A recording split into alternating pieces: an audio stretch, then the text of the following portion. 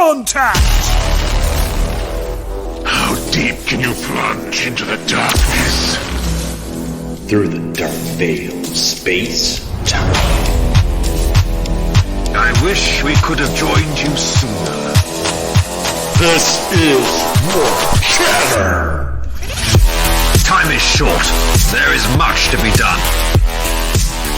The wait ends now. All right, well, welcome back once again, ladies and gentlemen, boys and girls, children of all ages, to the Warp Chatter podcast, the podcast dedicated to talking about the Horus Heresy Legion's digital card game, Horus Heresy lore, Warhammer 40,000, everything that encompasses. This is your podcast by players, for players, and I am your host, Scuff D. And we have got, to that end, a podcast episode covering the Legion's game, a special Q&A episode with Mr. Everguild joining us today. Hello. Hello. Welcome back. I think this is your fourth time on Third Q&A. Third or fourth time? I think it's been a while since we did our last one. Yes, it has been a while. Well, actually, we'll get to that. But also joining us, we have got a physics teacher who is joining us to assist in the Q&A today. Hey, what's good, everybody? Glad to be back after a long time. Yes, I think the last time you were on was like our fifth or sixth episode. We've had like 65 more since then. So. Oh yeah, I think I was like beginning the whole YouTube gig by then. So. Yes, I think, and I know you took like a little hiatus there for a little bit, and then came back into the game refreshed, hopefully, and feeling reinvigorated. Yeah, that was for just a bit because the name, as I mentioned in the last podcast, is not just for sure. I'm actually like a teacher, so there were all those exams and stuff I had to take care of, so just couldn't get my head into the game. Yeah. But I'm really glad to be back. All right. Well, yeah, the game is just a game. Real life comes first. That's what's most important. And we're happy to have you back, and then obviously have you doing content again. Hell yes, I'm glad to be doing content again because it really means a lot that you guys keep supporting and keep liking the shit that I do, man. That's everything. That's it. It's a passion project. It's fun. Mm-hmm. If you enjoy what you're doing, that's the most important thing. Yeah, pretty much. I would say that's the best part about it. Like at first when I started doing that, it was just out of like random, and then it kind of became like the biggest hobby. Okay, it's something that like takes time through the week, and I know this one, like doing the Q&A here, just to kind of give everybody some indication or everything that went into the Q&A. So I posted up the announcement for the Q&A for about 2 weeks ahead of when the questions were due. So allow folks on Facebook, on Discord, and on the Reddit forum, a section, channel, avenue, post, wherever you want to call it, where everybody could then respond with their questions that they wanted to get asked during the Q&A. And over the course of those 2 weeks, I kind of compiled everything, any sort of upvotes or emotes or duplicate questions I try to lump in to try to make it as concise as possible. And then when that was all said and done, when the deadline came and I had the list of questions, I got that ordered, sorted, try to sort it best by the number of questions, like the most popular questions first that are shared across the community, and then individual questions from individuals who maybe just had like a special kind of one-of-a-kind type of question. Sent those into Everguild to get some time for their staff to review, look them over, get some answers drafted up, and then we're here today to actually go over those questions and answers. All that's 2 weeks of time, but in the meantime, there's follow-up, there's prepping, there's cutting and pasting on documents, there's trying to get people to just ask questions and not have general chat discussion in those channels, and then that's not counting any other content. So I mean, it becomes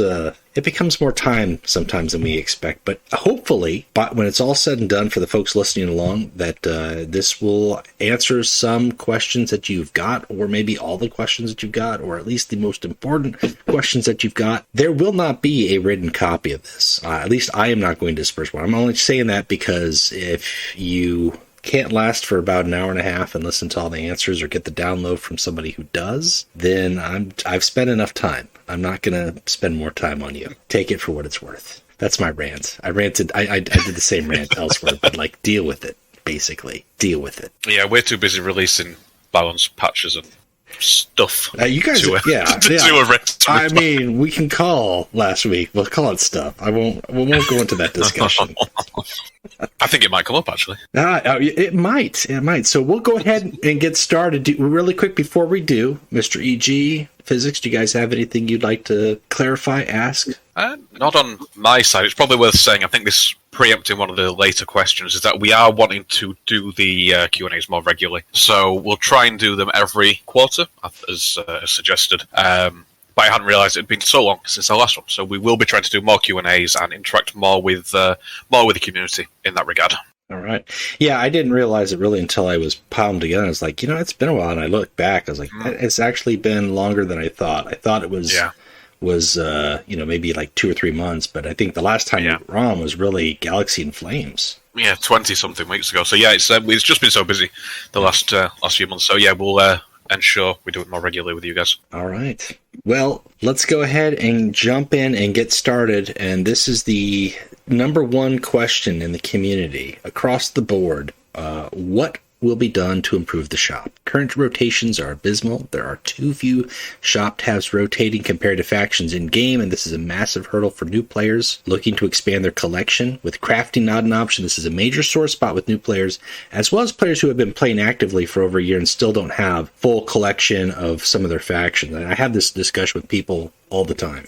Yeah, it's something we're aware of.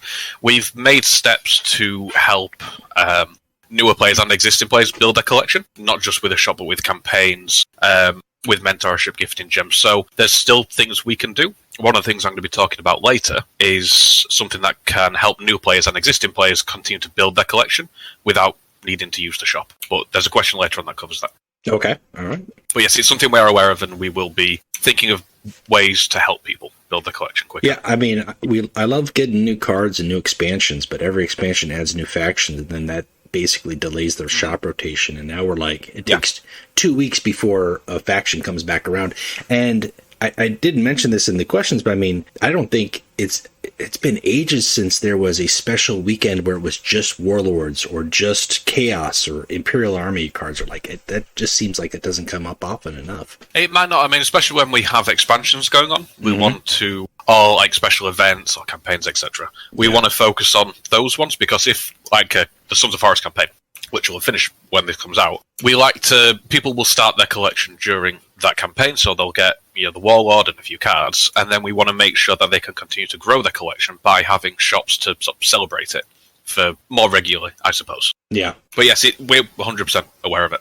The next question is pretty direct, actually. So, what were you thinking adding Titans to the game? They are imbalanced and unfun, with players feeling like they belong elsewhere or completely detract from the intention of mobile gaming speed experience. So yeah, pretty loaded question. We think Titans are cool. We think they deserve their place in the game. We're aware that the game time of length is slightly longer in some cases. We are looking into solutions for that. However, it's worth saying that most people's sort of experience of Titans are event play, because there has been a few Titan events recently. And obviously event decks aren't the most optimized, so games will generally last a bit longer. Like, for example, I have a Titan deck that I use a Sabris deck, and usually the games are over in about 5 or 6 minutes, which is about the same length as other games. So I think the Titan events have skewed people's perception of how Titans impact the game and how long they can last. Sure, like, some games can last ages. If you have Mortarion versus a Warlord Titan, or Diaziri or whoever, it's going to last a while. But generally, I think the event play has skewed people's perception of it to a degree. Yeah, actually, to be honest, one of the Titans that I myself am finding pretty fun, and I've mentioned that in one of my recent videos when I was talking about like least and most fun to play factions, in my opinion. I think the Reavers are a bit more fun to play. Just my I agree. I've got a loyalist one right now. I've got a Hatred Unbound deck with the Fist and the Chain Fist, and it is just so much fun to play. Now, I'm using the one with the Fist and the Volcano Cannon. I will say that the most fun Titan to play is Captured Mandragorax. I don't even know who that is. It's Canis Vertex who? Ah, God, let's not even talk. I somehow accidentally came across a Canis Vertex game today, and I was like, why did I do this? A friend of mine's run a Canis Vertex deck. It's pretty successful, strangely enough. It works. It works. I agree about the Mandragorax, by the way, because I've been joining the Mandragorax gang lately, and I've been loving it. That's right. You can become a Princeps of Pew Pew, and it's just that's the way to play. Yeah. That's the best. What's the deal with Defenders of Caliban? why were they absent from the Titan Death expansion, and when will we be getting new cards and a mission for them? So, we have sort of a target amount of cards per release per expansion. You can go back over the other ones and sort of add up the amount of cards added. We've sort of reached that limit we had in this expansion. We just chose to cut Defenders of Caliban. If we can add more cards to them in future expansions, and I say expansions plural, we will, and they will receive new content. But I can't promise anything yet. Fair enough. All right. Yeah, to emphasize that plural, that people need to hear that. Yes. Yeah, I totally am waiting for that one, because it's no secret that I like playing Luther, so I'll be waiting for it. I'm a Astalan, Pride of Caliban player myself, but yeah. I would love to play some Galadan. Yeah, he was a fun lord. Yeah. Oh, yeah, that would be pretty cool, actually. Now that you remind me. Oh, yeah, by the way, there's a big question coming up, so brace yourselves. So, will we get 5th Warlords for the remaining Astartes legions that did not receive their Warlord in the Galaxy of Flames expansion? If so, when? Sheed Ranko, Gorod, Holguin. Also, will some of them get reworked like Yapto, Holguin, and etc., as they were quite underwhelming to play? Okay, so you guys already know you're getting Sheed Ranko at the end of this event. Yes. Happy days. The other ones will be coming out over the course of the next few events. So they 100% will be coming out. They're not guaranteed to be those ones because we're going to give people a choice. But the Ultramarines and Dark Angels will be receiving their 5th Warlord, depending on what the players choose via the event. They'll also be available in the Galaxy and Flames crates. So don't think they'll be in the Titan Death crates just because they've come out a bit later. They'll be in the Galaxy and Flame crates. That's good. That's actually a good addition, because then it would be really a pain in the butt for some folks to try to chase 3 different crates to get Warlords from the faction. So, excellent. Yes. So technically, they were part of the Galaxy and Flames expansion, so they'll be coming out in those crates. But yeah, they'll be coming out in the next few events quite soon, I think, actually. And you said there's some of them we might have to choose from, so I'm hoping for Mercerer to be an option. Yeah, he might appear. Oh, who knows? Snap. But we might change their abilities later on, depending on sort of feedback and all that type of stuff. So That's yeah, fair. nothing is set in stone. I mean, yeah, Fafnir Rand didn't drop like he was originally drafted, so it's understandable. Yeah, what Warlords might be good for event play are not necessarily good for ranked or unranked play. All right. Well, yeah, and Titans. I mean, I'll just say that. Is there a chance we're going to get a unique trait for the Mechanicum like we have for the Imperial Army, like the Solar Auxilia and Chaos Cultists? Yeah, it makes sense. It's something that we're sort of considering in the team, considering that we have, Solar Auxilia, Cultists, to give the Mechanicum something like that, and to make a bit of the division between Mechanicum and Dark Mechanicum clearer, I suppose, because at the minute they're all just mixed up together. So yeah, it is something we can consider. It's sort of the next logical step, you could say. I mean, would actually be cool. Oh yeah, I'm not going to balance patch or feedback, but like you could just tweak a little bit of existing cards, like even Caliber Hall. Like when you play a Dark Mechanicum or when a Dark Mechanicum troop dies, you refill energy. Like just a little tweak. Yeah, there's things we can do with that, and it's something we're considering. Mm-hmm. Yeah, Mechanicum is pretty fun, to be honest. I always enjoy playing those guys, so I'd be more than happy to see that. All right, this is a good one. So, well, I mean, doesn't really affect me because I already got him, but still. When will Argahol the Gorborn be in shop? It's been one whole expansion, and he hasn't been available for gems, not even once. Very soonish. I can't give you an exact date on it, but very soonish. That would be good. I want to see more people playing that, because glory to Corn, baby. Yeah, he makes a good deck with the Displays Populace. Yes. I've been on the receiving end of some of them. He likes to feed. Yeah, he does. What's going on with the Dark Angel's presence in Imperium Secundus card? Because we've been waiting for it a super long time. Yeah, I think we actually mentioned this in the first Q&A, but it was something we'll do. So yeah, sorry about that. We'll be making the change sooner rather than later. Yes, we will this time. Now you can get the Deathwing companions in your Ultramarines or in your Blood Angels. That would be so cool. That would be so cool. Oh damn! I'd like to see that. Remember, we did change companions. Yeah, I know. So they're not all. I know. I'm just mentioning that now. I'm just saying it still is a 8/8 frontline with shield now. I mean the shield helps. 7/8. Is it 7/8? Yeah, it was a 7/8. It feels like an 8/8 to me. I don't know. I'll feed that back. Yeah. Yeah. Speaking of which, whoever's listening to this, you may hate me if you wanna, but I like the new one better. To be honest, I don't know. I mean, it always gets insta-killed by a kill card, so... Yeah, I mean, I kind of like the shield. Yeah. I don't know. It's cool. Oh, so this is a good one. When are they going to address the problem with the Emperor's Children's energy manipulation instead of nerfing all the neutral cards?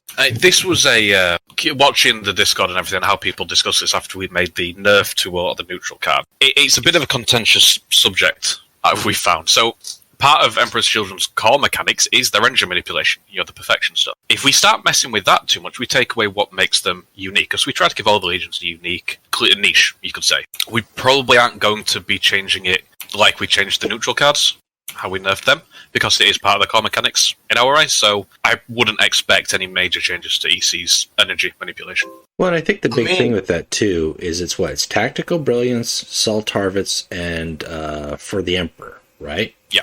There's no other energy manipulation. Hold at all costs. Hold at all costs is fair. That's a fair one, but I think that could be tweaked in a variety of ways that still is representative. But I mean, like, there's nothing like dropping like a 7-cost card at 3 energy with Salt Harvest. It does, yeah. Yeah, that's the upsell. That's the whole point of playing Salt. It is a thing. Yeah. I mean, that's what they've always been, to be honest. Yeah. Like, when I started the game, the Emperor's Children had the same gimmick as they have now. Mm-hmm. Like, sometimes they were better, sometimes they were worse. I think, if I remember correctly... Yeah, Folded, I think, was my first Primarch, if I remember correctly, at least the Traitor one, for sure. And I always enjoyed him, to be honest, and I like their special thing with the whole perfection and energy manipulation, just fits the theme really well. As for neutrals, I don't know, man. Like, neutrals could be used by anybody, and this is just for the Emperor's Children. So yeah, I don't know. I'd like to see that stay. Yeah, I don't have a problem with it. I mean, I know what I'm facing when I'm facing Emperor's Children. Like, the clock is a little bit different, and it can sometimes backfire if they blow too hard and, you remove it. Totally agree. Yeah, so we won't be... no major plans to change any shakeups there. All right. Well, can we have more this slot? Now, this isn't just for me. This is from me, but I mean, this is from other people who've asked this. I've cultivated a following who have become like-minded, who would like more deck slots than we have unique warlords. People are getting tired of waiting for deck slots to test new warlords when there's not even enough room to get them all on there. Like, I don't have any slots for anything beyond Agents of Sigillant. We are going to be adding more slots. There is a technical limitation to the amount of deck slots the game can hold. We're still finding where that limit is. So, it's sort of like tiptoeing forward. You know what they say? Push it to the limit. Yeah. Let's cue up that montage of Everguild working hard, working out, pushing it to the limit. You guys can do it. I believe in you. Let's make those slots work. We will be adding more slots. Yes. I promise. All right, so this is a good one. Lord of the Flies, when? You had your chances. So many. We've given like 2 or 3 chances for Lord of the Flies. You got Jangsai instead last time. I love it. So I love denying Lord of the Flies. I am on the minority side. Well, actually, I guess we are the majority. You know what? The majority has spoken 3 times. Yeah, I mean, we really would like to release him. Maybe someday in the future we might just drop him randomly, but we've tried.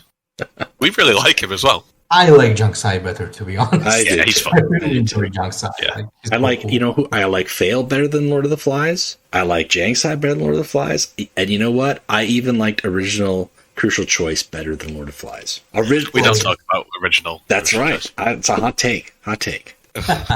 Are there any plans? The original one. Yeah, yes.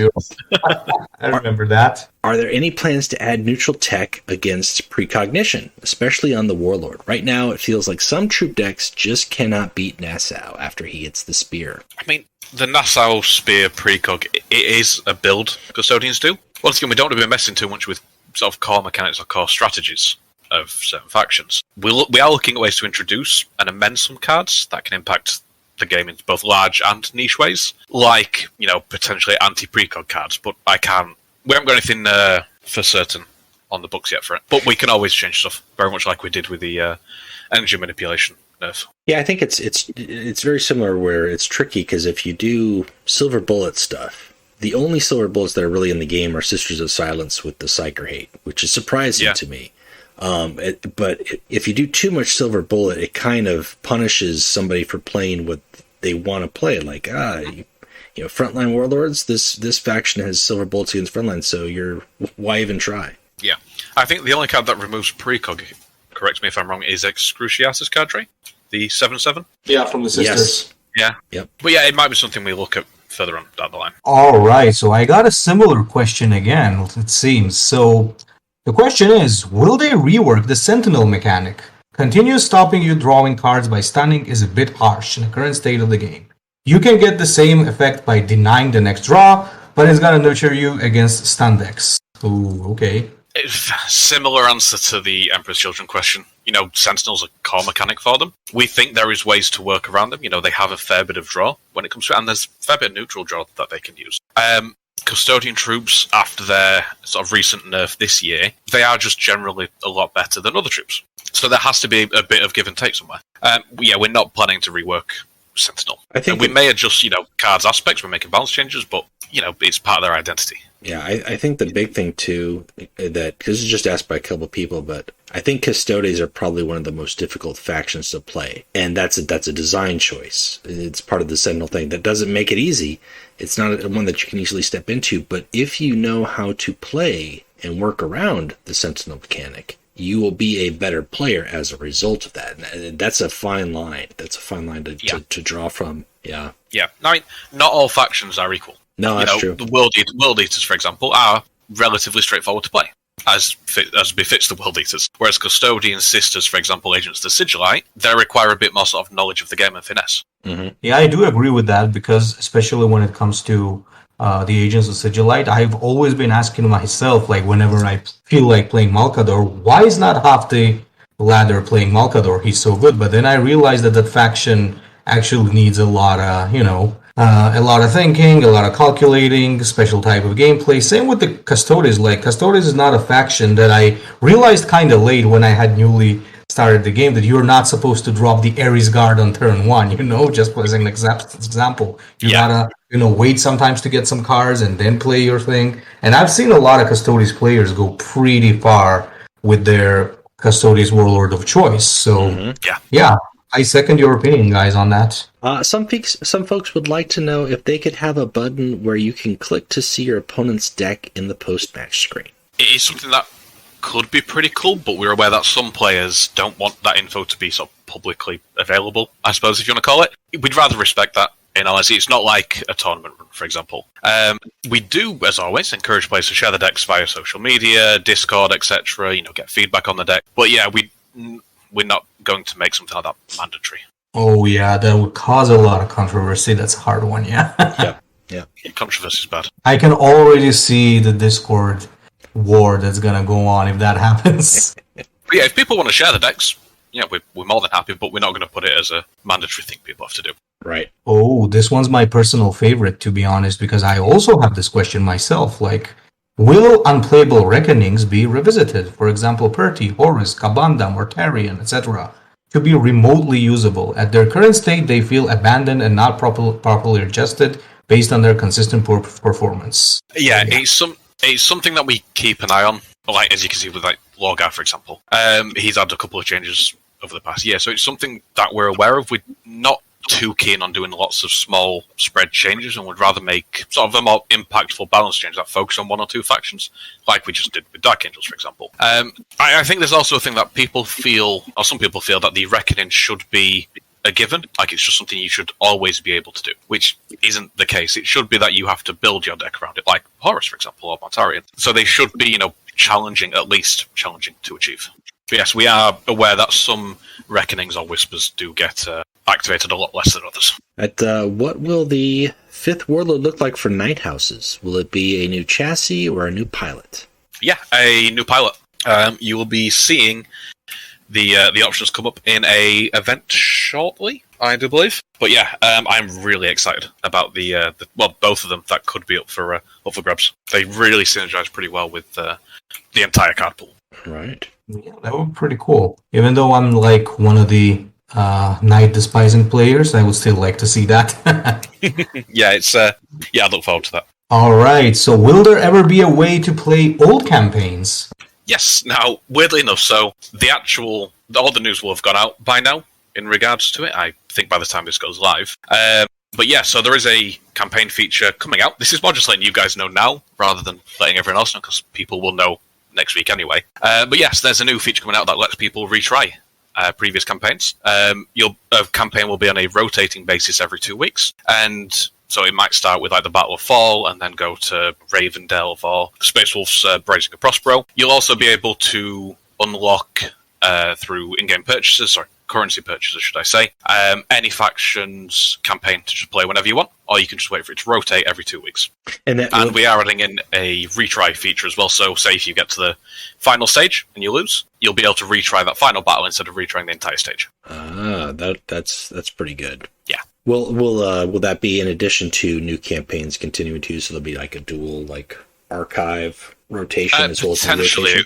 Potentially, we'll focus on just getting this new feature out and making sure it goes out smoothly, and they'll be potentially looking at new campaigns. I don't know any details as of yet, though. Okay. But yes, that's, sorry to jump in, that's another aspect that we're introducing that will help new players and existing players build their card pool. Because even if you've completed that campaign, if you go and replay it, you'll unlock new crates. Yes, yeah. So just because you did Battle of Fall, you will be able to open crates from completing each stage again. Oh, that's good.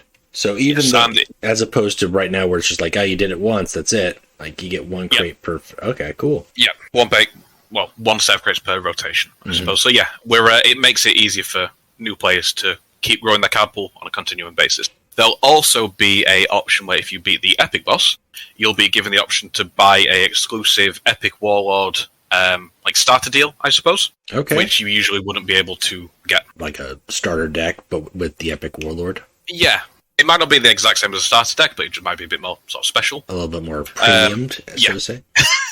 I can't comment, but yes. So giving people a lot more opportunity to either buy certain decks or collect through the campaigns. That's cool. And then they could theoretically walk away from a campaign with 2 warlords of the faction. Mm-hmm. Yep, that's correct. Very good. Will gifting gems for friends be added? Probably not. At the minute, it's not really on the table. And we added the option to gift gems to players with a mentorship program because it made sense at the time. It's probably not going to happen in general. Yeah, I think that, the mentoring, I don't mind gifting gems that way, but I feel like if you can just gift to whoever, that's some issues. Yeah, exactly. Yeah, it gets messy, yeah. Here comes another Titan question. Will the power levels between Titan weapons options ever be equalized? Somewhat, so the worst and optimal loadouts are closer. Yeah, we don't want to make certain cards an auto include, and we want certain cards to we want the volcano cannon to feel different from the macro blaster. So we don't want cards to be an auto include, but then we don't want cards to be such a massive disparity between them that you would just never consider taking one. I saw somebody running 2 plasma Annihilator, the Warlord ones, running. Yeah, I think it was 2 of them on the Sabris Regnum. Is it 2 plasmas? The Sun Cannon? Or the Plasma Annihilator. Yeah. Yeah, I think I saw someone running 2 of them, which is it's a brave soul. Very interesting build. Yeah. Because it goes against what people seem to be currently doing is Volcano Cannon and Power Fist. See, I did the Sun Cannon and the Chain Gatling, but that's the way I like to play. Chain Gatling's fun. Yeah. Yeah, we want to keep options there for people, but we don't want things to be like an auto-include, or not. If it starts to look that way, then we might have a look at sort of Titan weapons again, but yeah. All right. Well, Chaos Cop would like to know, are there any plans to give Primarch warlords who do not have a visual change upon their Whisper's Reckoning transformed in the future? Particularly the Primarchs of Istvan V and the Malevolence expansion, as well as Luther. And, as a follow-up, will Alt-Art warlords receive Alt-Art Reckonings? It'd be really great if we could do all that. It's not a thing that is a priority, I would say, at the moment. Yeah, we're always trying to improve it from a visual perspective, the animations, the premium cards, and various changes that we've made. We might look at it in the future if it sort of makes sense to do so, but it's not a priority at the moment. Sorry. Okay, this is a good one. After 4 years, new game mode when? Is EG trolling whole community for 4 years now? Yeah, EG, are you trolling the community? No, we don't want people to think we're trolling the community. Not that we are. We're really thankful for you guys. We've been able to keep going for over 4 years now because of the community. So thanks from the entire myself and the dev team, because I'm a player myself. So if the game didn't have players, I wouldn't have a game to play. So thank you from everybody for continuing to play the game and support it. However, game development doesn't always go as planned, which is why we're usually quite reserved when it comes to announcing new features and game modes until they're pretty much done or ready to release. In the case of the new game mode, we made a mistake on planning how much time it would take and what we could do or what we could do. So, that's a sorry from our part. We overestimated how quickly we could do something like that or get it out. And, because we've been talking about the new game mode for quite a while, over time priorities change, and this was just one of them. That's what happens. It happens sometimes. Yeah. I mean, we don't want people to think we're taking the mick of them or anything, but I heard that priorities change. That the new game feature is going to be included in the Duke Nukem Forever release, so you can look forward to that. Yeah, whatever that is. Constantine Valdor would like to know, will we get a choice of warlords for the Custodes, or will it be the Dreadnought? And if I remember correctly, by Dreadnought, he's mentioning the one that we've seen in the events recently. Debreen Kalimakon. Yes. The answer I have for this is to Dreadnought or not to Dreadnought. That is the question. Excellent. Oh, I like that one. I mean, we need more Dreadnought warlords, don't get me wrong, but it depends on what the other option is. Yeah, it does. You'll see soon. All right. Oh yeah, definitely. I do think we do. Okay. Oh, this is a great one. So, when can we expect more news on Warpforge? Hell yeah. When can we? Yes. There were some of the Warpforge questions. I think I'd put them at the end just so we can cover most of the Legion stuff and then the Warpforge stuff. We're shaping sort of the release, design, and communications plan for Warpforge pretty much as we speak. We're really sort of excited and giddy to start showing things off. Soon we'll have more regular posts through Warpforge, Discord, and communications about the development. I have been playing some alpha builds of it, and it's really, really quite good. Even at the stage of alpha. Yeah, it's. I think I played it for like 4 hours the other day. It was, there's lots of good stuff coming. So that's one of the perks of being an Everguild employee. Look at that. I would, I held off on sending in my resume. I was like, they can't pay me enough, but maybe. We're still recruiting, so if there is anybody that does fancy a career in game development, feel free to head to the careers page on the Everguild website and send something in. That's important to know, because I tell you, a lot of people, myself included, we can talk the talk, but can we walk the walk? That is the question. I can walk the walk for like 10 hours a week. I don't know, full time. That's a different story. Consultant. Yeah, exactly. Let me phone it in. Well, I mean, while we're at the subject of Warpforge, just a friendly reminder to everybody, join the Orcs, boys. Make the right choice. Join the Necrons. I'm on the Necrons page. I'm on them all, but I mean, that's the one I'd play. I don't think I'm meant to play favorites, but Necrons are so cool. Either which way, I mean, it's some Xenos action that people have been hungering for years. That question did not come up in this Q&A. I was surprised. This is the first Q&A ever that I have ever seen, just as an interjection, where somebody has not asked, will there be Xenos added to the game? That is a first. Now, that's probably because we have Warpforge on the horizon. Yes, yep. And that is where you're going to get the Xenos. That's the only reason we released it, to stop people asking about it. That's it, exactly. We're like, let's save some time. Let's release this. Let's build and release an entire game. Yeah. Space Ghost would like to know, any chance that we could get a vet status banked time system where, say, every week or two, it banks a day so that you can skip or forget logging in and you still keep your vet status? I'll feed it. Well, the team's already aware of it as we went through this all together. It's probably not going to happen, just being honest with you guys.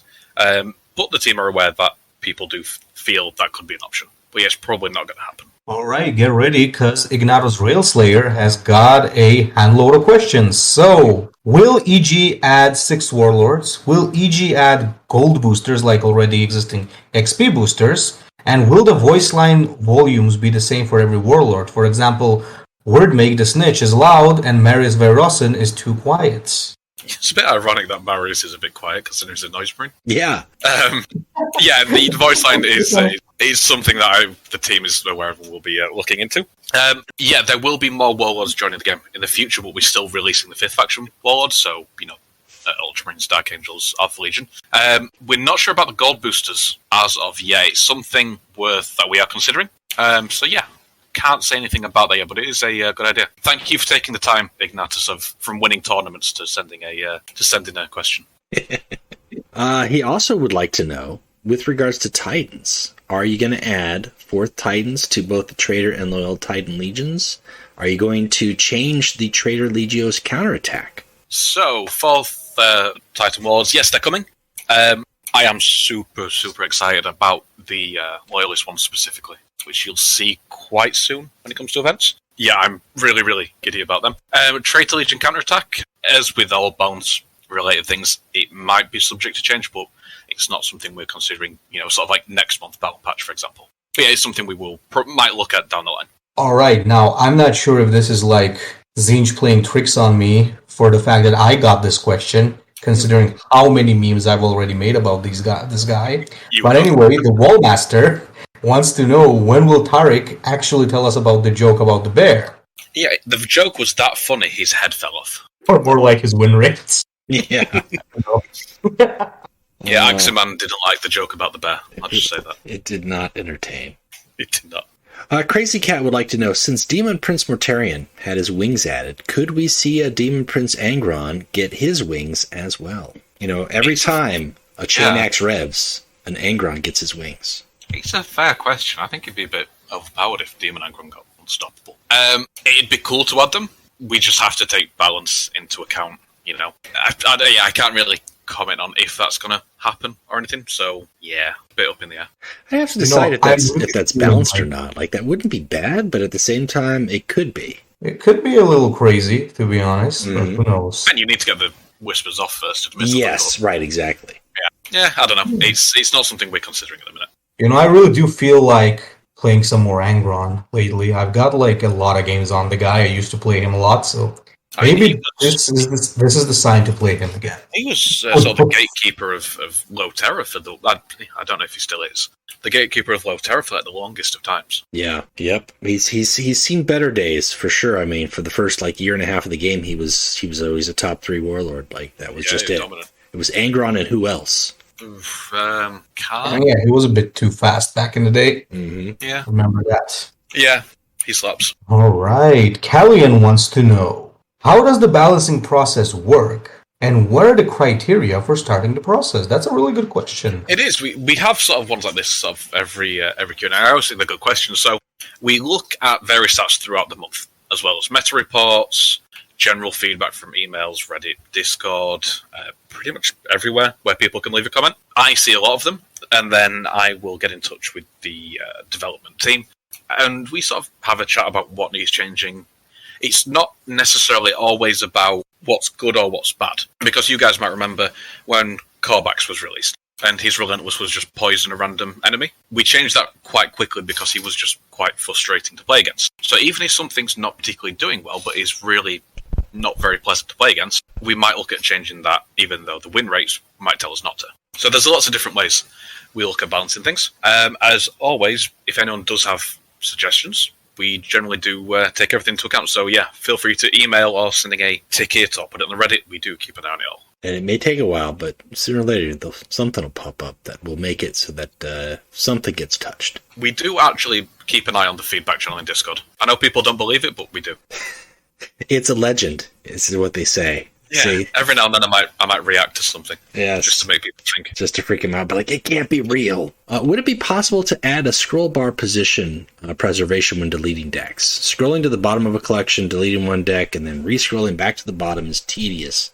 Actions in the deck collection should also preserve the scroll bar location. Yeah, I totally agree. It would be a really good quality of life improvement. We need to take a look at on the technical side of things. I have made the team aware of it, though. It is something worth looking at. Okay, Toxic Bulb has a really interesting question. Will there be any collaboration with other games, like here in Horus Heresy Legions or Warforge? Something with the Dawn of War series? Please say yes. I can't say. It's something we have in mind. Everything goes to plan. Happy days. Yeah, it might be something. We are working really hard with other franchises, etc., to make that possible. It would be really cool if we could. Blood Raven. Stay tuned. So hard. Stay tuned. 3 energy tactic. Your warlord gains resolution backflip. Why would you say that? I mean, I'm just dreaming. These are just dreams right now. Fever dreams. Yes. I mean, every man has a right to dream, so it's possible.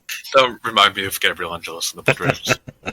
That was the low point. Everything else about that wasn't terrible. I mean, it was just Great series of games. Yes, absolutely. All right, we're starting to get some questions here from the Reddit side of things. So there are rumors that the Emperor will yet to take the field to punish his wayward sons. His people suffer and struggle to redeem his lost dream. Will he answer their prayers? Prayers are against the Imperial truth. This is true. Maybe.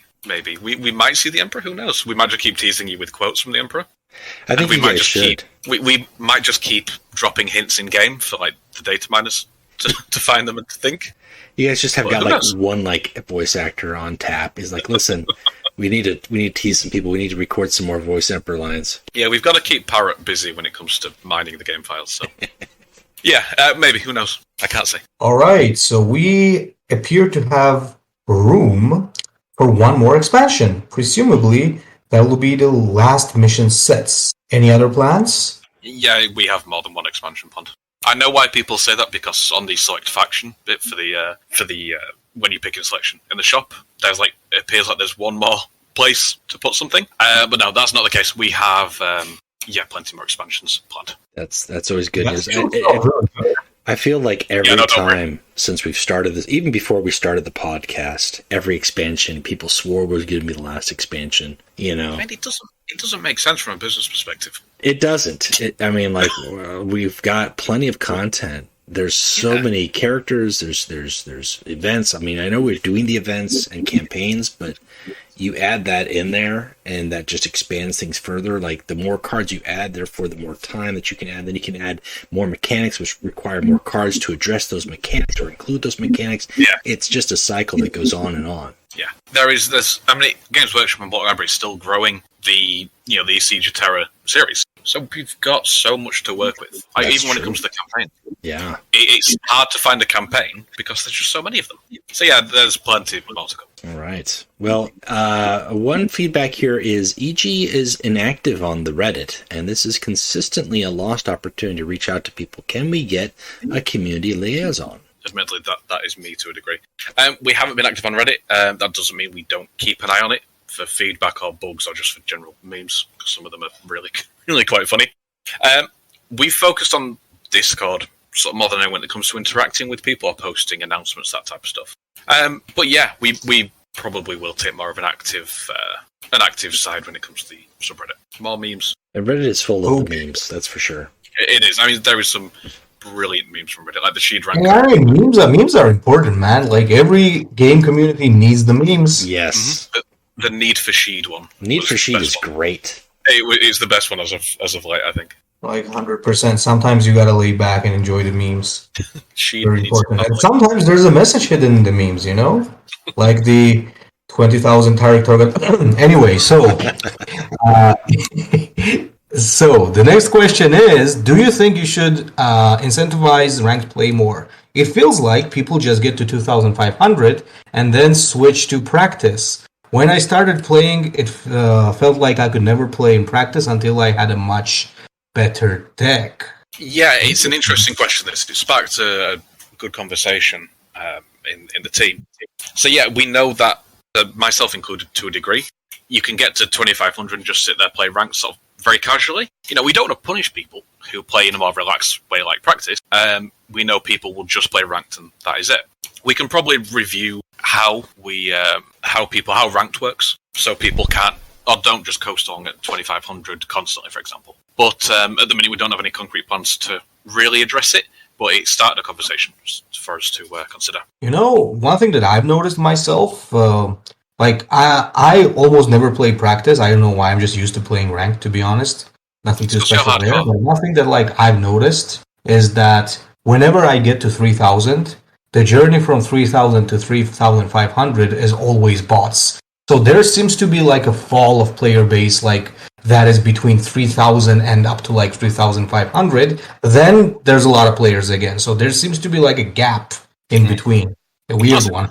Okay, that's interesting. Yeah. Yeah. I don't really know why, but there you go. I think that could be too, depending on when in the season, because if you get too far ahead or if you start too late, everybody's already jumped out there. I mean, for me, I play anywhere between 500 to 3,000.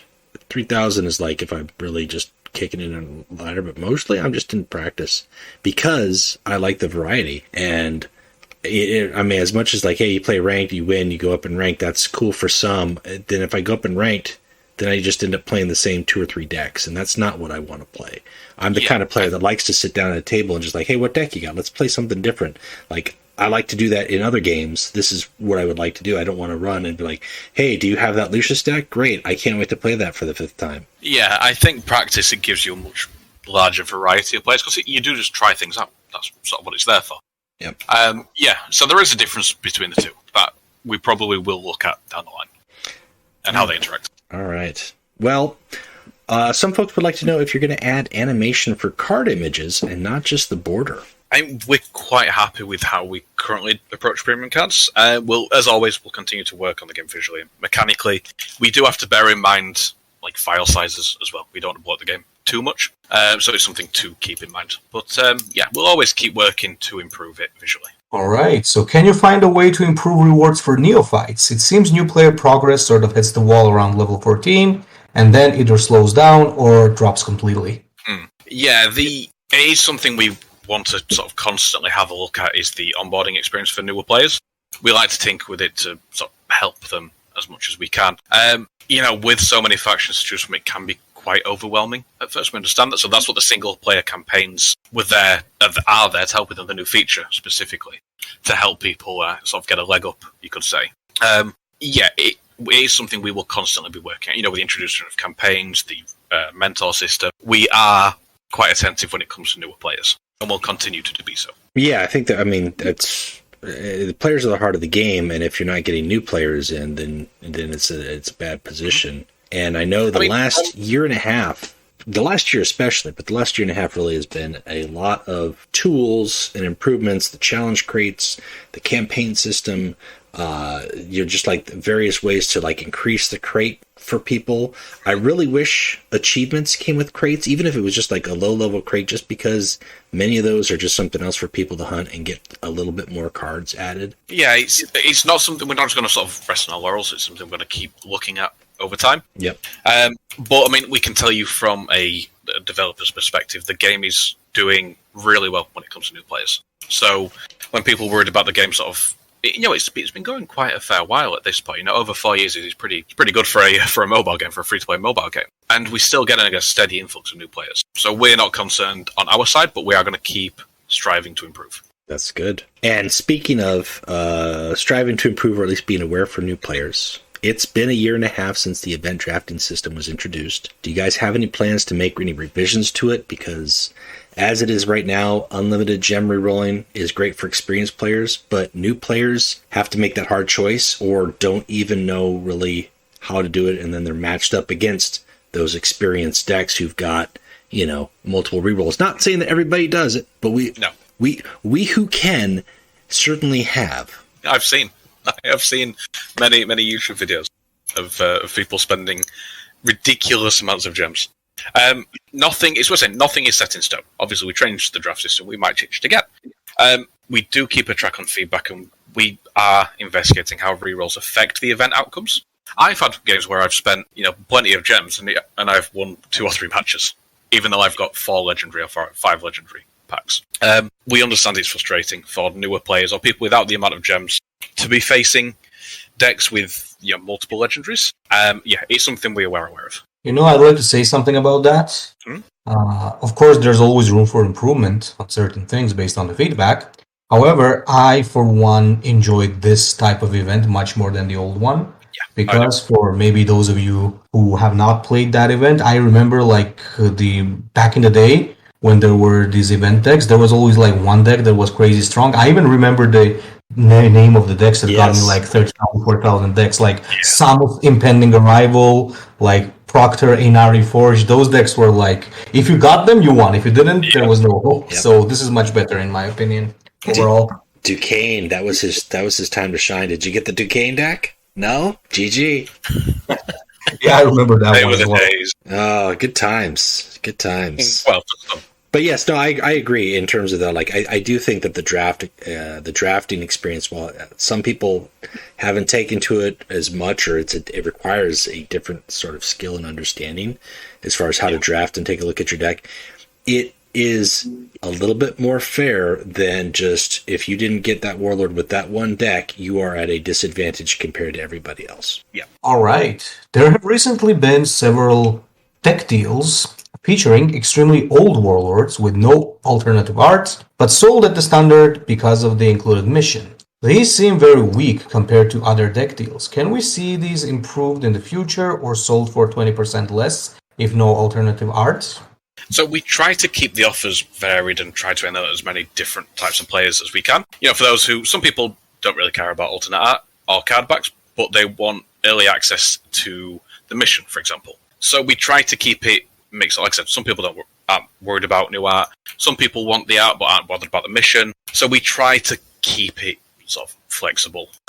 Like I said before about the new campaign feature, as soon as you beat the epic boss, you get access to a special offer from that side of the Imperial Fist. You'll get access to a epic Warlord Imperial Fist crate. That is ideal for newer players, or if you're an experienced player but you're still missing a few cards, it's great at filling that gap. Right. Fair enough. Yeah. Well, we talked about this a little bit at the start, but just as a reminder, it has been 27 weeks.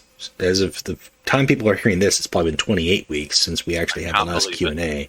But we're looking to have those perhaps on a quarterly basis. And I would even encourage, I mean, as much as I really do appreciate you taking the time and making it through the podcast, I think that the discussion, the question answers in terms of a discussion is much smoother, more listening, and it's more things kind of come up than just a typed canned response on the Discord. But even if just having those are on different formats, if that's possible, but I think, quarterly Q&A would be good.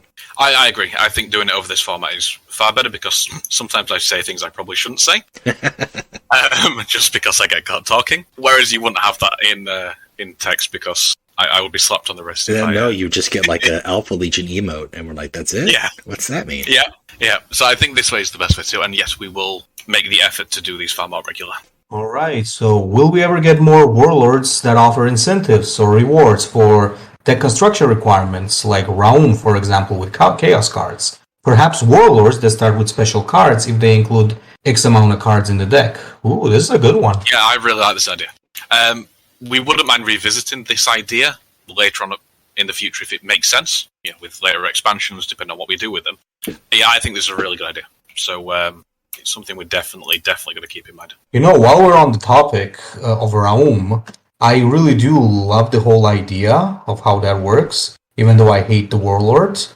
I think it would be cool if more people played Argyle Tal. Like, come on, man, don't forget that there's also Argyle Tal. Yeah, Argyle Tal is underappreciated, and he is not bad at all. Like, all you have to do is include, 16 word bearer cards, and magically you can play Argyle Tal. It's magic. That's all it is. Yeah. He has his benefits as opposed to Raum, with his, his ability, and you can still get Raum. You can't go from Raum to Argyle Tal, you can go from Argyle Tal to Raum. Yes. And that 3 damage and battle on Unstoppable can be clutch towards the end of the game, because more than likely you are going to get Argyle Tal's Blessed Sun off. Yeah. Yeah, and it's now he's 2 to deal 2 and act again, and it takes 3 kills for you to get to the ROM mode, and that includes if your opponent has troops that hit you in the face. Yes, because it starts as 50 and reduces by 2, doesn't it? Yeah, or 3, I think. Yeah. Yeah. Yep. So yeah, I go way back, champion Argyle Tal. Plus, he's just an awesome character. So, well, this question I've been hyping for a long time. I'm glad that it came up for me to ask it here. It's also my question. But Garrow as an Agents of Sigilate Warlord win. # give us Garrow. Yeah, I saw this this little sort of protest on Discord, which I found pretty cool. We can't change the faction of the Warlord, even though we have done it to a degree with like Cerberus and Loken or Varen, for example. Macer Varen. We didn't get Garrow as a troop, even like. I can't say anything. We have an art on certain cards. Yes. Yeah. I can't say anything yet about it, but it is there's other options with Garrow coming up. it's something to look forward to. And I hope it's, I mean, I will appreciate it if it's new art, but I will also hope that it's more than that. All right. Are you able to tell the percentage of players of the player base that is active on the ladder in Terra versus practice? Interesting. Yeah, a similar question has come up before, and I understand why people want to know. They just don't tell me. So yeah, for me, I can't tell you. For me, it's a question that, and it's not a like how many people are playing the game. We got people playing the game. I rarely run into a bots, but I'd like to know, for the purpose of saying like, hey, look, like you've got 60% of the player base just playing practice and 40% play or less. Like maybe it's 80% just sitting in practice versus 20% playing Terra and above. And at which point, while I think balancing with the input from Terra is good, I think it helps me put perspective that, hey, 20% is 20% of the population and you don't speak for everybody. That's my take on it. I think from what I've done polling, I mean, it's an even mix. It's very close. It's closer than people think. The people who are playing ladder play ladder, and then they don't play practice, and people who play practice, and sometimes they play ladder. But from who I've talked to over the course of time, I think it's actually even. Then it's like, it's not 50-50, but it's closer than people think. Yeah, I imagine it is. Like I said, they don't tell me. I don't know why. Yeah. We'll find out. We'll find out one day, One day. Yeah, one day. Who knows? Well, what are Everguild's predictions on the World Cup? That is ongoing. Yeah, we can't take bets or sides. We do watch it. Physics, I've enjoyed watching yours and the outcome at the end, I have to say. It was... Yeah, it was pretty fun. I watched Vapix also had a really good one against, was it Grey Fox?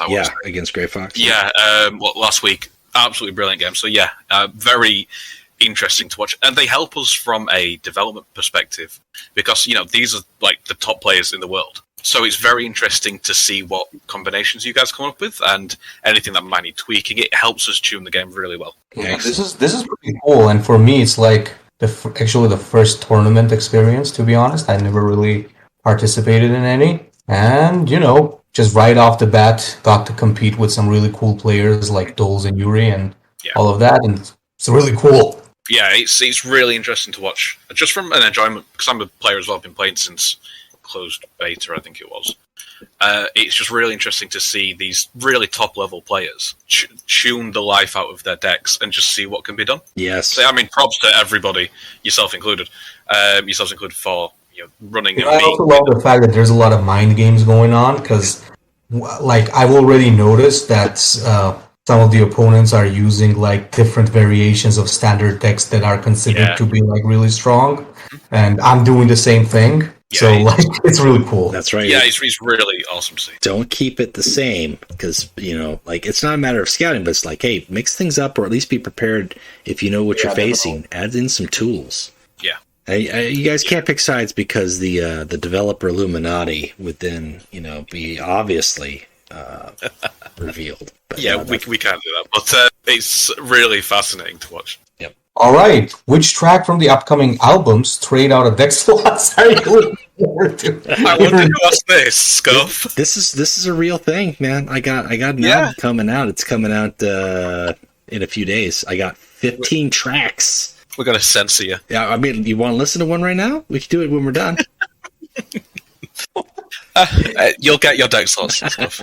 I promise. You'll get them. All right. I remember once, I had a stream, and I was the stream started by me saying, "Okay, guys, I'm deleting all my decks," and suddenly somebody wrote "Don't let Scuff DC this, or he's gonna have a heart attack."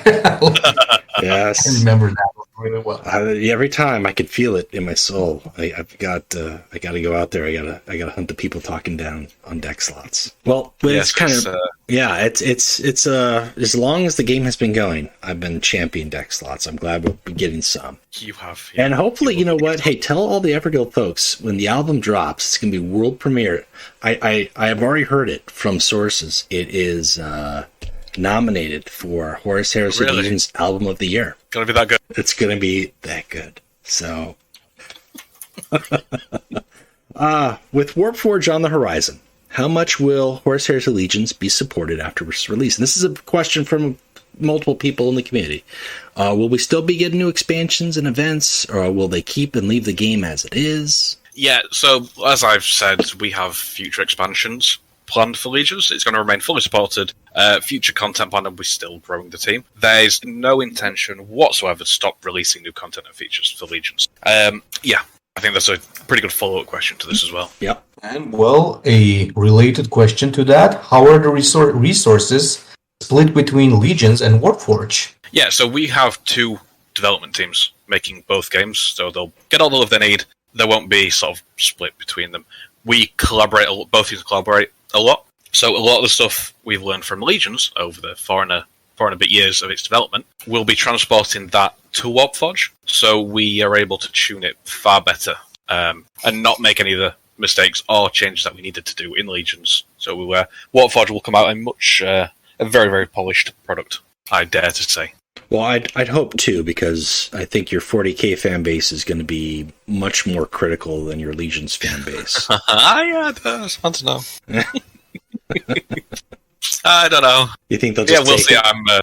I'm very excited. Like I said, I was playing the alpha, and I really I've told them pain of death. I cannot say anything, but I'm super, super excited. All right. Well, and it's good to know too, because I know some people are just thinking like, they're just going to stop working. They'll just move those people over because it's a small thing.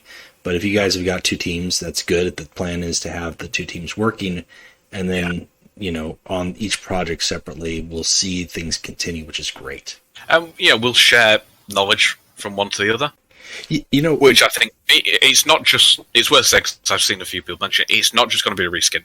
So please don't think it's just going to be Legions with 40k cards. That's super important.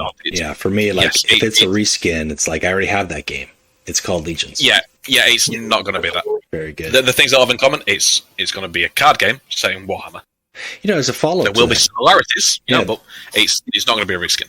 We don't have. I don't know if we really have this question here, but to kind of go with that, or it's just an idea to pitch. You guys could have periodically, some sort of, Legions versus Warpforged type event where it's like a raid event, and whichever side scores higher gets a prize. I don't know how you do that. That could be a little. Oh, damn. Well, there'd be sabotage and. Well, you could have 2 prizes, right? Like winner gets this, loser gets that. Yeah. I mean, it's something we'll consider down the line. Just pass it along. Just pass it along. That sounds like a neat idea. Yeah. Yeah, it's something to consider. Yeah. Well, that's the list of the questions that we have got answers for. That's not a list of all the questions. I've got another one. Oh, you do? Sorry to interrupt. I was going to say, did you have more that you would like to tell us about? No, I had another question that said I'll ask the question to myself. Do it. If the devs CM plays the game, what decks do they run? Apologies, you guys don't have that. No, it's an introspective question. Well, I spoke with a few of the guys on the team, so probably our most prolific players. One of them plays Erebus. I don't know why, to be honest. I think there might be something wrong with them. One of them plays Malkador, because Malkador's just really fun to play.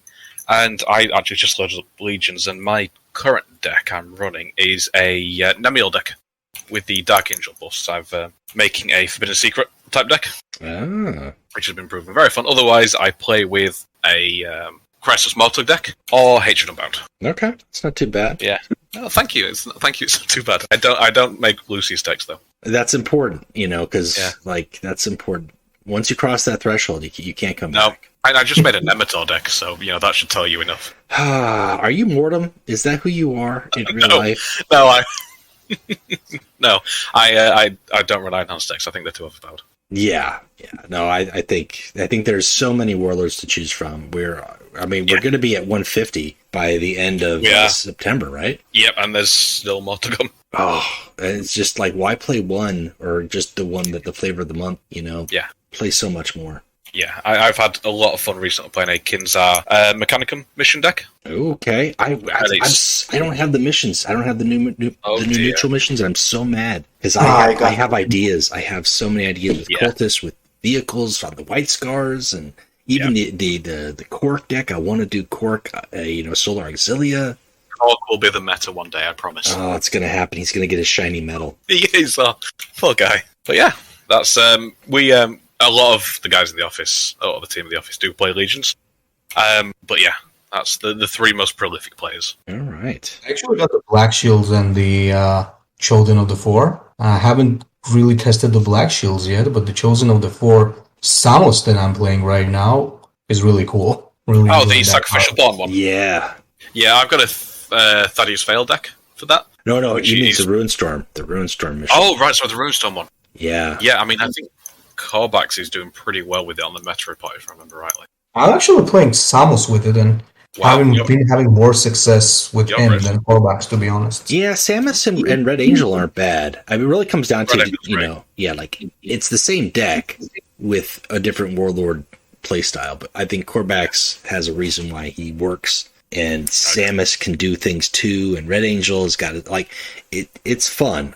I just wish there was just a little, like, I mean, I'm not, the Runestorm card pool is limited, and there is a lot of chaos things that we can do with it now, so I'm having a lot of fun with the cultists. I just don't have the missions, and it makes me sad. Just do more events. There you go. Oh, I'm doing the events, man. I'm doing the events. But yeah, there's on an end note, there's so much more we have planned for Legions. All right. I can't even tell you about it, but yeah. We'll have to. I mean, every time you said that you can't tell us about it, and then there is something that ends up happening. So I hope people I think remember Titans was the last thing. that we had Titans. We had Yeah. a new expansion with the Fifth Warlords. We had before that. What did we have? There was another feature, right? It was the achievements, wasn't it? Yeah, the achievements and then campaigns. Then we're adding the new campaign library feature that's Yeah. coming out. So I mean, So, there's always something. It's just sometimes people, they don't hear anything, and then in their mind they think that's it. It's the end. It's like no. We're not even like we just got into set. Like we just got an expansion. And we're gonna keep releasing them. Yeah, If you guys keep playing, we'll keep releasing them. yeah. That's a deal I'll make. Hey, I'll keep playing. That's what I intend to do. So I haven't stopped yet. It's not going to stop me. But yeah, All right. Well, do you have anything else? I mean, we talked about the campaign library feature. Anything other announcements and super important stuff? like I said, the campaign library will probably be out by the time this goes live. So I hope everyone enjoys it. Yeah, nothing else really worth that I haven't already said. Okay. Well, when you're not playing Legions or working for Everguild, I guess that's probably what you're doing when you're not playing Legions. What is it that you guys do when you're not playing Legions? Well, I mean, I assume you mean when you're not playing and you're not working, like your free time, right? Yeah. I mean, to be honest, one of my favorite things to do, obviously, is PC games. I mean, it's not like I do only that, but mostly I either play some of the other games. Like, I'm really into Total Warhammer right now. Yeah, so I'm really enjoying that. Immortal Empires. Throwing a lot of money on it as well, because it's got a ton of DLC. So, I also do have a collection of Blood Angels for a tabletop Oh, nice. that I do love to paint, but I do it very slowly. So it takes me a lot of time to do it. That's for sure. And I'm also a really big board game fan. I usually play a lot of Warhammers. I got some Lord of the Rings board games as well. I'm a huge Lord of the Rings fan. Used to play a lot of Battle for Middle Earth back in the day. Back in the day. I really love that game, to be honest. And apart from that, well, there's actually a pretty fun thing that I do, because apart from my work, I actually got this robotics team at school where we actually build robots and take them on a world competition. So the next one's supposed to be in October, and I'm really looking forward to that. I really wanted to decorate that in a big mech fashion, to be honest. Make it I nice. don't think that they're gonna allow that. Make it a Gargant. Like, just get it worked up. Yeah, I was thinking of the whole orc aesthetic, as long as I can get the kids to follow along. So that would be pretty cool. That's cool. I'm really gonna try to let that flow. Well, if it doesn't work, it doesn't work, It happens. It happens, but that's part of the fun, I think, especially if they're learning and enjoying it. Yeah. Oh yeah, that's the best part of it. They gotta enjoy what they do. And I wouldn't be a full-on nerd if I also didn't have fencing as my sport of choice. So there's that. So cool. I absolutely love it. You gotta go full nerd. That's how it works. Yep. Very good. Well, how about you, Mr. EG? As Physics was saying, I'm a big Total War 2 fan and Total War 3. Immortal Empires is dropping later on this month, 23rd of August, I think it is. So I'm super excited for that. Other than that, I play a game called Hunt Showdown, which is a sort of like a PvE, PvP battle royale type thing. If anybody likes FPS games, I'd consider go checking it out. I also still play Talisman, the Horus Heresy one, which I don't know if you guys know. It came out a while ago. I've just recently rediscovered it, so that's a pretty fun game. And BFG2, I'm just recently picked up again. That was a fun one. I got to restart my Tyranid campaign because I totally messed up out the gate. I didn't. I'm just redoing a Chaos campaign at the minute. It's so fun. Yeah, that's a fun game, and that every time I play it, I'm like, why did they kill this tabletop? Like, why don't they do this again? That was one of the coolest specialty games. Oh yeah, it was. Yeah, I agree. But BFG2 is a great legacy, I think, for it. Yep. But it's just Warhammer, to be honest, my entire life. Oh, well, hey, that's all right. You gotta have something. You gotta have a hobby, right? A hobby that is your life. If I'm not working on Legions, I'm playing it. There you go. Okay. That sounds like the right way to do it. Well, do you guys have anything you want to plug before we wrap it up? Let me see. Yeah, join the Orcs. That was one, for sure. Number 2 was Justice for Tarek Torgadon. No. So always remember. You know what? Let me tell you this. I am gonna do an actual Torgadon pick guide. You'll see. Like, I till the believe end you. of this season, I'm gonna make that warlord playable. I just don't care. I'm gonna think of something because I've rolled the player base like so many times. Like I made false Tarek Torgadon pick building guides that was just a rickroll. So I'm actually gonna try to do it now. If you can get Tarek Torgadon to high terror, I will eat my hat. All right, deal. I'm gonna try to do that. The race is You're just on. gonna organize something now where everybody at high terror is only gonna play Torgadon. That would be really funny. Like everybody playing Torgadon for one day. That would be the joke about the bear. It would be the joke about Turns the out That that's what it would was be the about the joke. whole time. You just can't bear to see him in the high terra. It's not allowed. Oh, Yeah, I guess so. But I mean, I think the biggest crazy thing that I've done, I don't remember which one was it. I think I had this deck like called Angron the Pacifist, where it was like I was using the old Athame, which you could just use to get a unit back into your hand. So I was just and I think it was that or give your warlord survivor or something. I think that's what I was using to do every turn so that Angron didn't get to hit his opponent. So it was pretty funny, but Angron being Angron, I remember I still got him to like high terror and it was very funny. This is why we had to change that Everything card. is possible. We had to change that card specifically because of you. yes, it wasn't Izakar or at all. No, not at all. No, nothing to do with this, Gara. No, there's like course. this guy right over here. He's having too much fun with this card. If I had to plug something, it would be Legions, curiously enough. Jump on the Warforged Discord, Facebook, subreddit, as we will be posting more information about that soon, and sign up for the newsletter as well, because you'll probably get the information there sooner rather than elsewhere. All right. Well, we had the Q&A. We talked about deck slots, so I'll just briefly plug them. I'm glad that we're going to get some more. You heard it here, folks. Multiple times, deck slots. Every time you ask, we give you them. Hey, that's all you got to do is you just got to ask 100 times. But I just don't say when. Yeah, Just don't exactly. say when you're going to get them. It just happens. But other than that, I'm gonna plug probably by the time you hear this, the Straight Out Deck Slots album's gonna be dropping in about 3 days. Give it a whirl, give it a listen, check it out. Hopefully there's some chuckles in there, there's some laughs in there. That's about all I've got to plug. Check out your World Cup. We got the World Cup Place Your Bets contest going on for promo codes. Take a look into the World Cup, the teams that are playing. Let me know who you think will be finishing 1st through 8th, and that's all you got to do. And then when it's all over, said and done, the players who scored the highest, who called the right predictions the highest, 3 of those players will walk away with 1,000 gold.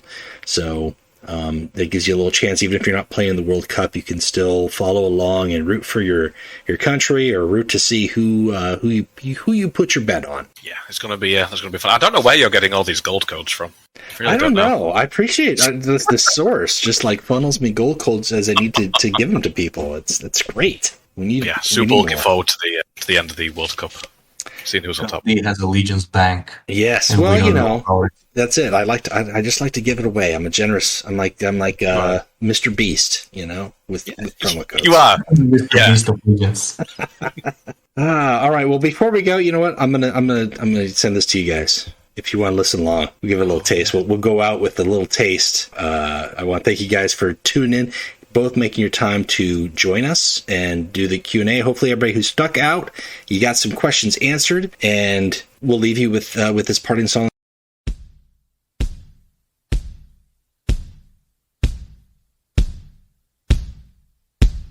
I have iron hands. I am the Gorgon. I am Medusa.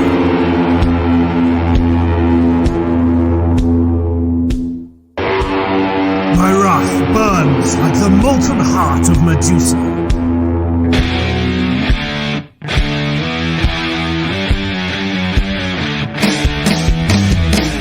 This is about to get ugly. Has he lost his head?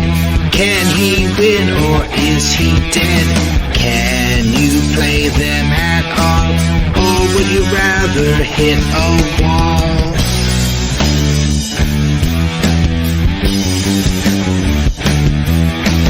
Will EG balance them? Do they care about iron hands?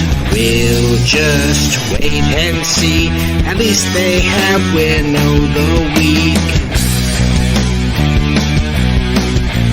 Remember us!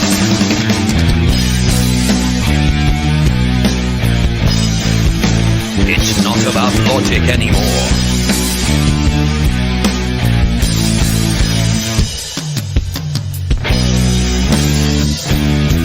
Blood of Medusa.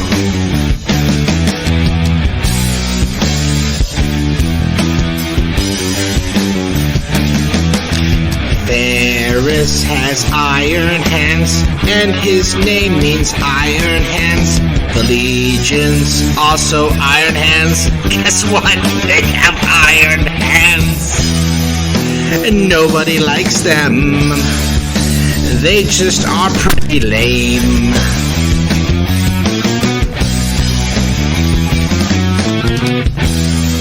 Relentless is C tier.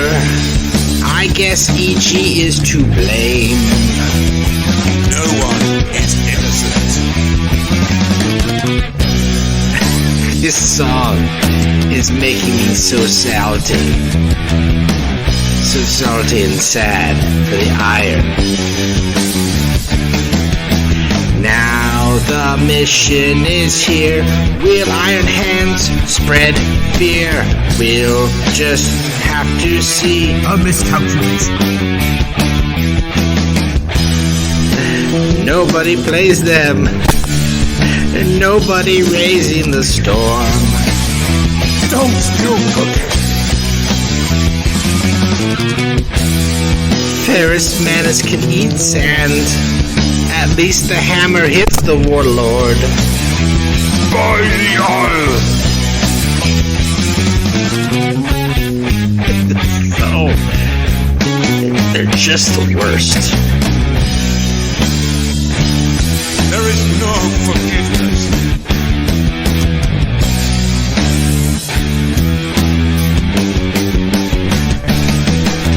Another balance patch doesn't touch the iron hands. When will G understand? Iron hands suck again.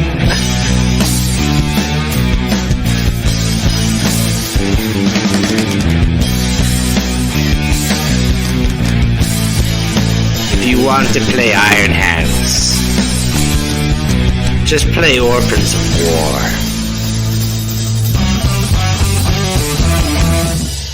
That song is Mortem approved. That was something. So what you're saying is Winnow the Weak and the hammer needs nerfing. The sunlight dims. This has been another episode of the Warp Chatter Podcast. Thank you for listening. Eternal loyalty! Burn it! Burn it all! Well executed.